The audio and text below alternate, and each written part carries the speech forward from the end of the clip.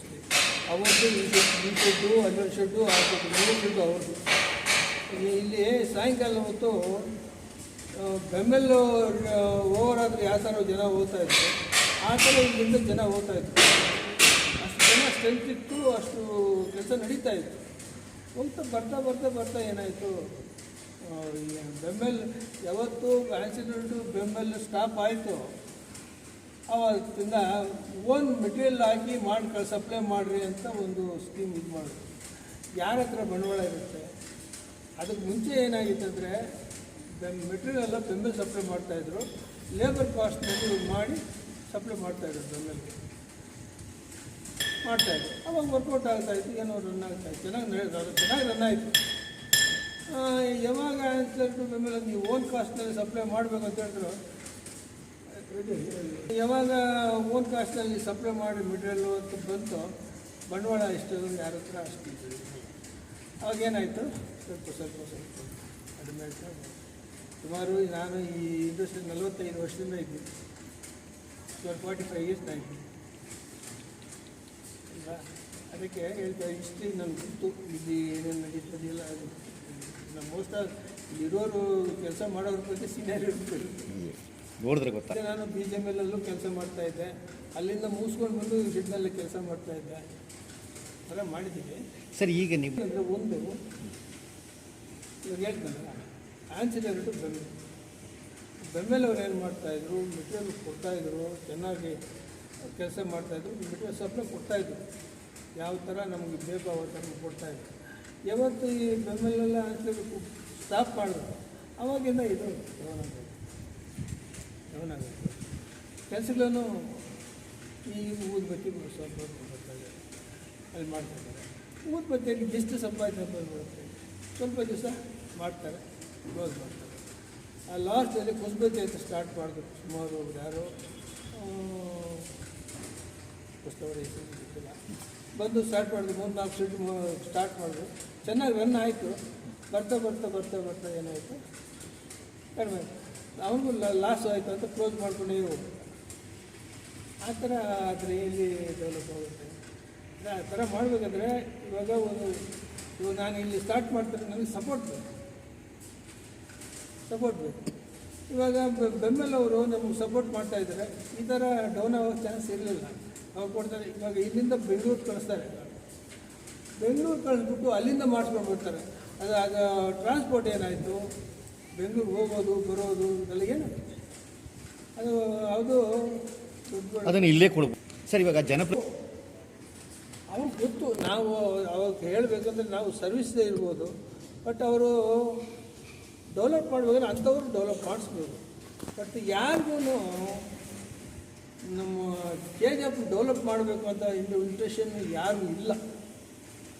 ಒಂದು ಹೇಳ್ತೀನಿ, ನಮ್ಮ BGML ಕ್ಲೋಸ್ ಆಯಿತು. ಕ್ಲೋಸ್ ಆದ ತಕ್ಷಣವೇ ಬೇರೆ ಇನ್ನೊಂದು ಕಂಪ್ನಿನ ಯಾರಾದರೂ ರೆಡಿ ಮಾಡಿ ಮತ್ತು ಹಾಗೆ ಕಂಟಿನ್ಯೂ ಮಾಡಿದರೆ ಇವಾಗ ಡಸ್ಟು ಹೊಡ್ಕೊಂಡು ಹೋಗೋದಲ್ಲ, ಅಲ್ಲೇ ಸ್ಟಾಪ್ ಆಗ್ತದೆ. ಇವಾಗ ಏನಾಗ್ತಾಯಿದೆ, ಆ ಥರ ಅದು ಡೆವಲಪ್ ಮಾಡೋರು ಯಾರೂ ಇಲ್ಲ. ಆವಾಗಲೇ ಕಂಟಿನ್ಯೂ. ಆವಾಗ BGML ಕ್ಲೋಸ್ ಆಗೋ ಸಮಯದಲ್ಲಿ 45 kg ಪರ್ ಮಂತ್ ಸಿಕ್ಕಿದೆ, ಗೋಲ್ಡ್ ಸಿಕ್ಕಿದೆ. ಯಾಕೆ ಗೋಲ್ಡ್ ಇಲ್ವಾ? ಗೋಲ್ಡ್ ಇದೆ, BGML ಗೋಲ್ಡ್ ಇದೆ. ಬಟ್ ಆ ಗೋಲ್ಡನ್ನ ಯಾವ ಥರ ಯುಟಿಲೈಸ್ ಮಾಡ್ತಾರೆ ಅಂತ ನಾನು ಬೇರೆ ಥರ ಹೇಳ್ಬೋದು. ಕಳ್ಳರು ಇಲ್ಲಿ ಅದನ್ನು ಕಂಟ್ರೋಲ್ ಮಾಡೋದು. ಇದು ಸೆಕ್ಯೂರಿಟಿ, ಪಕ್ಕ ಸೆಕ್ಯೂರಿಟಿ ಆಗಬೇಕು. ಅದರ ಮಾಡಿದ್ರೆ ಇವತ್ತು ಈ ಒಂದು BGML ರನ್ ಆಗುತ್ತೆ. ರಿಚ್ ಗೋಲ್ಡ್ ಇದೆ ನಮ್ಮ KGF, ರಿಚ್ ಗೋಲ್ಡ್ ಇದೆ. ಅದು ಯಾವ ಥರ ಇವರು ಯೂಸ್ ಮಾಡಬೇಕು ಅಂತ ಗೊತ್ತಾಯಿಲ್ಲ. ಎಲ್ಲ ಅವ್ರವ್ರ ಶೆಡ್ ಇದು ಮುಂಚೆ ಇತ್ತು. ಈ ಶೆಡ್ಡೆಲ್ಲ ಬಂದ್ಬಿಟ್ಟು ಸ್ಮಾಲ್ ಇಂಡಸ್ಟ್ರಿ ಅಸೋಸಿಯೇಷನ್ ಮೂಲಕವಾಗಿ ಎಲ್ಲರೂ ಕೊಡ್ತಿದ್ವಿ. ಆಮೇಲೆ ಏನಾಯಿತು, ಕಲೆಕ್ಷನ್ ಎಲ್ಲ ಕಡಿಮೆ ಆಯಿತು. ಇದೆಲ್ಲ ಕಟ್ತಾರಲ್ಲ, ರೆಂಟ್ ಕಟ್ತಾರಲ್ಲ, ಅದು ಕಡಿಮೆ ಆಯಿತು. ಆಮೇಲೆ ಏನಾಯಿತು, ಅವರು ಸ್ಮಾಲ್ ಇಂಡಸ್ಟ್ರಿಯಲ್ಲಿ ಏನೇನು ಮಾಡಿದ್ರು, ನೀವು ತಿಂಗಳಿಗೆ ಎಷ್ಟು ಬಾಡಿಗೆ ಕೊಡ್ತೀರಾ ಅಂತದ್ದು 100 ಬನ್ಸ್ ನೀವು ಕಟ್ಟಿದ್ರೆ ನೀವು ಓನ್ ಶೆಡ್ ಆಗುತ್ತೆ ಇದೆ ಅಂತ ಹೇಳಿದ್ರು. ಅವಾಗೇನು ಹೇಳಿದ್ರೆ ಅವಾಗ ಸ್ವಲ್ಪ ಚೆನ್ನಾಗಿ ರನ್ ಆಗ್ತಾಯಿತ್ತು. ಆವಾಗ ಎಲ್ಲರೂ ಸ್ವಲ್ಪ ದುಡ್ಡು ಕಟ್ಬಿಟ್ಟು ಅವ್ರ ಓನ್ ಪ್ರಾಪರ್ಟಿಯಾಗಿ ಮಾಡ್ಬಿಟ್ಟಿದ್ದಾರೆ. ಇವಾಗ ಈ ಓನ್ ಪ್ರಾಪರ್ಟಿ ಅಂದರೆ ಅವರವರು ಇದು ಅವ್ರ ಇಂಟ್ರೆಸ್ಟ್ ಇರಬೇಕಷ್ಟೆ. ಓನ್ ಇದೆ ಇವಾಗ ಲಾಸ್ ಆಯಿತು ಸರ್. ಈಗ ಎಲ್ಲ 30 ಓನ ಉತ್ತಮ. ಹೊಸ ಇಂಡಸ್ಟ್ರಿಯಲ್ಲಿ ಮಾತ್ರ ಅದು ಎಷ್ಟು ಮಿಷನರೀಸ್ ಆಗಬೇಕು, ಎಷ್ಟು ಜನ ಇದೆಲ್ಲ ಇರಬೇಕಲ್ಲ. ಇದ್ದಾರೆ ಜನ, ಕೆಲಸ ಮಾಡೋರು ಇದ್ದಾರೆ, ಅವ್ರಿಗೆ ಪ್ರೋತ್ಸಾಹ. ಇವಾಗ ಈತನಿಗೆ ಮೂರು ಹೆಣ್ಮಕ್ಳು ಇದ್ದಾರೆ, ಈತನಿಗೆ 3 ಹೆಣ್ಮಕ್ಳು ಇದ್ದಾರೆ. ಆತನಿಗೆ ಬರೋ ಸಂಬಳ ಬಂದು 600-700 ರೂಪಾಯಿ ಏನು ಸಾಕು ಇವಾಗಿರೋ ಪರಿಸ್ಥಿತಿ. ಸ್ವಲ್ಪ ಇವಾಗ ಇಂಡಸ್ಟ್ರಿ ಇದ್ರಲ್ಲ ಇದು ಒಂದು ಲೆಕ್ಕಾಚಾರವಾಗಿ ಪೇಮೆಂಟ್ ಫಿಕ್ಸ್ ಮಾಡಬೇಕು.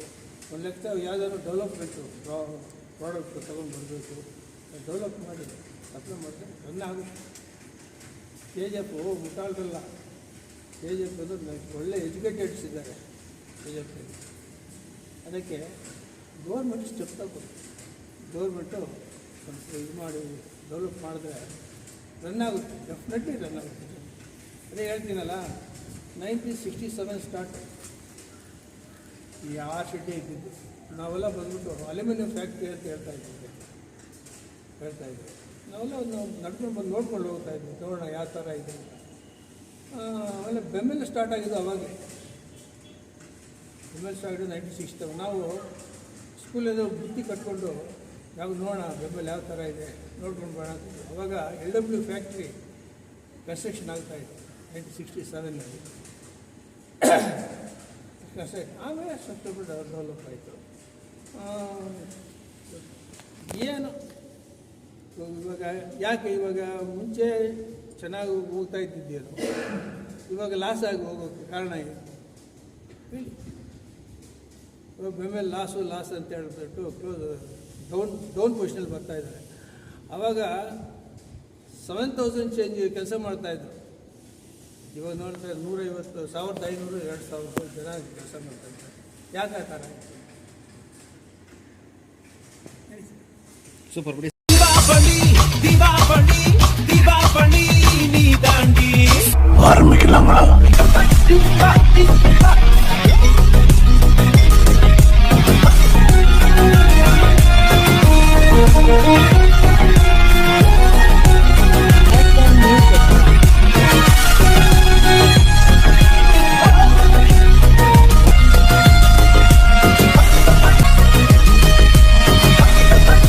தரம் என்றும் நிரந்தரம், தரம் என்றும் நிரந்தரம், தரம் என்றும் நிரந்தரம். வாங்க.